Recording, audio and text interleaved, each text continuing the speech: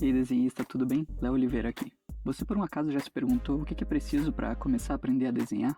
Se você já foi atrás de alguma coisa assim, você já deve ter ouvido falar dos fundamentos de desenho. A primeira coisa é a estrutura.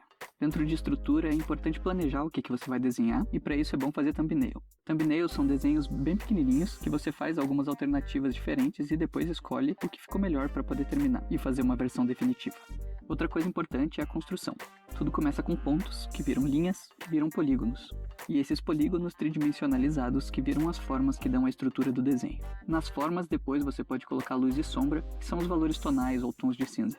E a construção das formas permite que você tenha um raio-x enxergando a parte de trás do desenho e conseguindo entender muito melhor do que só o que está acontecendo aqui na frente, para que ele tenha uma estrutura como um todo.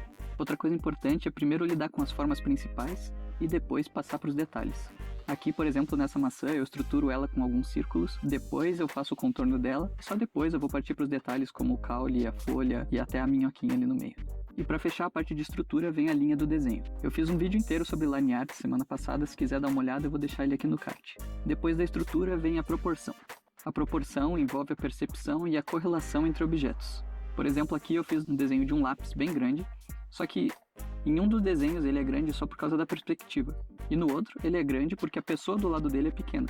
Então isso é tudo uma questão de percepção e correlação dele com o desenho. Depois vem a perspectiva. A perspectiva tem a perspectiva de 1 ponto, 2 pontos, 3 ou mais pontos. A de 1 e 2 pontos são as básicas que você aprende normalmente, e a partir de 3 pontos para cima, perspectivas mais avançadas que nem sempre você vai usar, como aqui no caso que eu desenhei um prédio. E essas perspectivas mais complexas também são usadas para mostrar outros tipos de câmera, como o olho de peixe, por exemplo. Depois vem a parte de composição do desenho.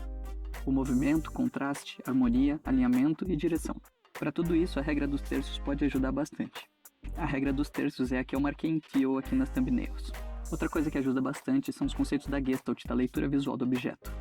Dentre eles tem unidade, segregação, unificação, fechamento, continuidade, proximidade, semelhança e pregnância da forma. Nas thumbnails eu também procurei marcar em laranja a leitura visual do desenho e em vermelho a leitura direcional. Tendo acertado a estrutura, a proporção, a perspectiva e a composição, é hora de fazer o render e outros detalhes. Na parte de render tem tudo que envolve cor, e tudo que envolve cor vai automaticamente envolver luz. Então a parte mais importante da cor são os valores. Os valores são a luz e sombra, a quantidade de preto e branco e cinza que tem na imagem.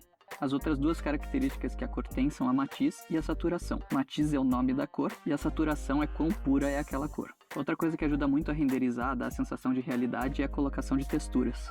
Aqui é uma questão de treino mesmo, de textura de cabelo, grama, água ou o que quer que você esteja desenhando aí. Para essa parte, fazer desenho de observação ajuda muito. Pode até ser de fotografia, mas melhor ainda é se você conseguir desenhar da vida real. Isso cobre basicamente todos os fundamentos. Eu fiz uma pesquisa bem intensa para conseguir sintetizar aqui dessa forma, e as principais referências que eu usei foram o canal Proco e o canal Cras Conversa. Eu não sei se você conhece o canal da Cras, do Thiago Spiked, mas eles até têm um curso que vai mostrar todos esses fundamentos. Então se você não sabe por onde começar ou onde buscar essas informações, eu vou deixar o link do curso aqui embaixo na descrição. Aí como extra, uma coisa que complementa tudo isso, que você vai acabar vendo de uma forma ou de outra, mas que não se enquadram em fundamentos de desenho, são os materiais, os métodos e técnicas de arte, e a história da arte em si. E claro que depois de tudo isso, dependendo do que você for desenhar, ainda tem conhecimentos mais profundos, como anatomia, que você pode aprofundar em anatomia humana ou de animais, e depois na anatomia humana você pode fazer personagens ou caricaturas, e na de animais você pode até criar criaturas, a criação de cenários naturais ou urbanizados, e diversos outros conhecimentos que vão depender do que você quiser fazer.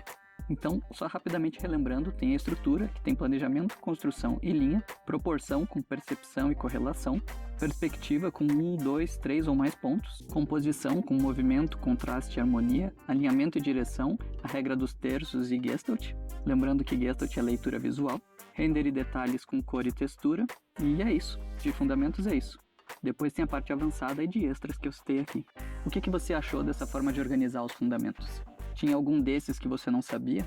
Não se preocupe se você não tiver afiado em todos eles, afinal é bem comum a gente voltar para rever eles, afinal como o próprio nome diz, eles são fundamentos. Mas cada vez que você revê os fundamentos, tendo aprendido uma coisa nova, é muito legal como você vê aquilo encaixando com tudo que você já aprendeu. Bom, por hoje é só. Até o próximo vídeo.